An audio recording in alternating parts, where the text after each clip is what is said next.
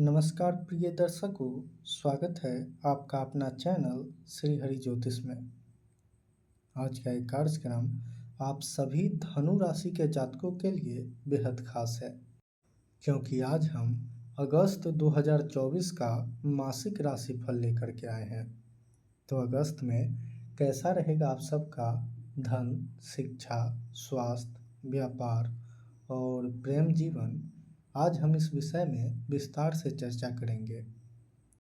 किंतु इससे पहले ग्रहों की स्थिति पर एक नज़र डालें तो इस महीने आपका प्रथम भाव खाली है, तीसरे भाव में शनि है, चतुर्थ भाव में राहु है, छठे भाव में राशिस गुरु मंगल के साथ युति में है, अष्टम भाव में सूर्य है, नवम भाव में शुक्र और बुध की युति है, वही दसम भाव में केतु स्थित है। अब इस महीने गोचर करने वाले ग्रहों की बात की जाए तो 16 अगस्त को सूर्य आपके नवम भाव और अपनी स्वयं की राशि में गोचर करेंगे। 22 अगस्त को बुध और 25 अगस्त को शुक्र आपके दसम भाव में गोचर करेंगे। वही 26 अगस्त को मंगल आपके सप्तम भाव में गोचर करेंगे। तो ये है इस महीने का ग्रह गोचर। अब स्वास्थ्य की बात की जाए तो आपके राशि छठे भाव में मंगल के साथ युति में है। छठे भाव का स्वामी शुक्र नवम भाव में स्थित है, किंतु शनि से दृष्टि संबंध भी बन रहा है, जिस वजह से सर्दी खांसी जैसी समस्या इस महीने होने की संभावना है। बाकी बात कोई बड़ी समस्या इस दौरान नहीं होगी। अगर आप अपने खान पान को लेकर सजग रहेंगे तो स्वास्थ्य में कोई परेशानी नहीं होगी। अब बात करते हैं ऐसे लोगों की जो पहले से बीमार हैं। तो ऐसे लोग जिनको सांसों से संबंधित समस्या है या फिर हार्ट की समस्या है, वे लोग अपने स्वास्थ्य का विशेष रूप से ख्याल रखें, क्योंकि तीसरे भाव में बैठा शनि पर रोगीय शुक्र की दृष्टि है और शनि अपने आप में दुख का कारक ग्रह है और इस दौरान वक्री भी हैं। तो अपने स्वास्थ्य को लेकर थोड़ा विशेष रूप से सजग रहें। अब बात करते हैं शिक्षा की। तो पंचमेश मंगल राशिस गुरु के साथ स्थित है। उच्च शिक्षा भाव का स्वामी सूर्य अष्टम भाव में स्थित है।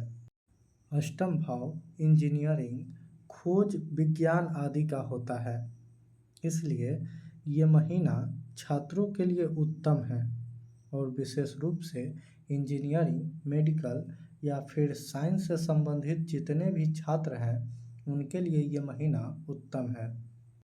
वही प्रतियोगी परीक्षा की तैयारी कर रहे छात्रों की बात की जाए तो छठे भाव में गुरु मंगल की युति ये बता रहा है कि ये महीना न केवल आपके तैयारी के दृष्टिकोण से बढ़िया है, बल्कि अगर इस दौरान कोई एग्ज़ाम देते हैं तो उसमें सफलता के योग भी दिख रहा है।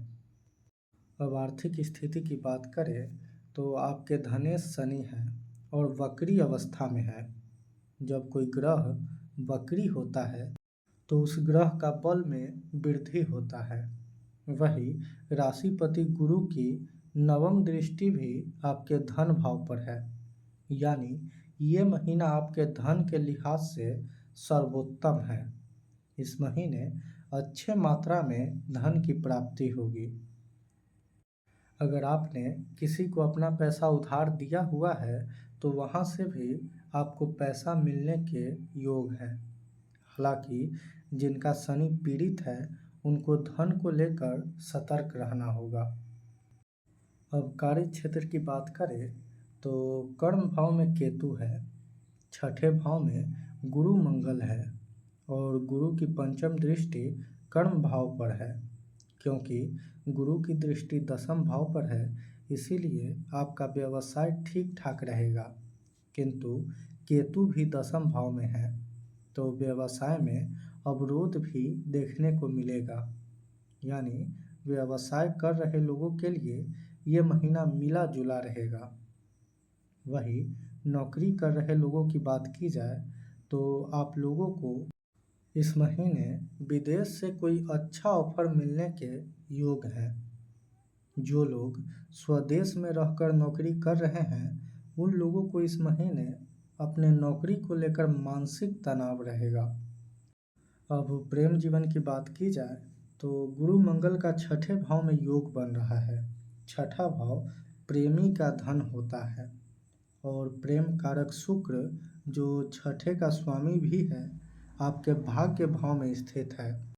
यानी आपका साथी आपके लिए इस महीने भाग्योदय का कारण तो बनेगा ही, साथ ही उनसे धन लाभ होने के भी योग हैं। अब वैवाहिक जीवन की बात की जाए तो वैवाहिक जीवन अच्छा रहेगा। जीवन साथी के साथ धार्मिक यात्रा संभव है। अब पारिवारिक जीवन की बात की जाए तो छोटे भाई बहन से संबंध मधुर रहेंगे। माता को लेकर परेशानी दिख रहा है, हालांकि माता के द्वारा धन लाभ के भी योग है, किंतु उनका स्वास्थ्य विशेष रूप से कमजोर दिखाई पड़ रहा है, तो उनके स्वास्थ्य का विशेष ख्याल रखें। अब उपाय की बात की जाए तो आपकी राशि में गुरु और सूर्य दोनों ही सर्वाधिक शुभ ग्रह हैं, यानी कारक ग्रह हैं। अगर आप इन दोनों ग्रह को बलि बनाते हैं तो आपके जीवन में चल रहे परेशानी अपने आप ही कम होने लगेगा। अब सवाल ये है कि दोनों ग्रह को बलि कैसे किया जाए। तो गुरु आस्था के कारक ग्रह हैं। यदि आपके मन में आस्था नहीं है किसी भी देवताओं के प्रति तो आप ये मान लें कि आपका गुरु ठीक नहीं है, और गुरु को ठीक करने के लिए खुद को आस्था से जोड़ लें। यदि आप आस्था से जोड़ लेते हैं तो गुरु अपने आप में ही बलि होते जाएंगे। अब बात सूर्य की जाए तो सूर्य को बलि करने के लिए प्रतिदिन अर्घ्य दें। इसी के साथ आज के कार्यक्रम में बस इतना ही। मुझे दीजिए इजाज़त। नमस्कार।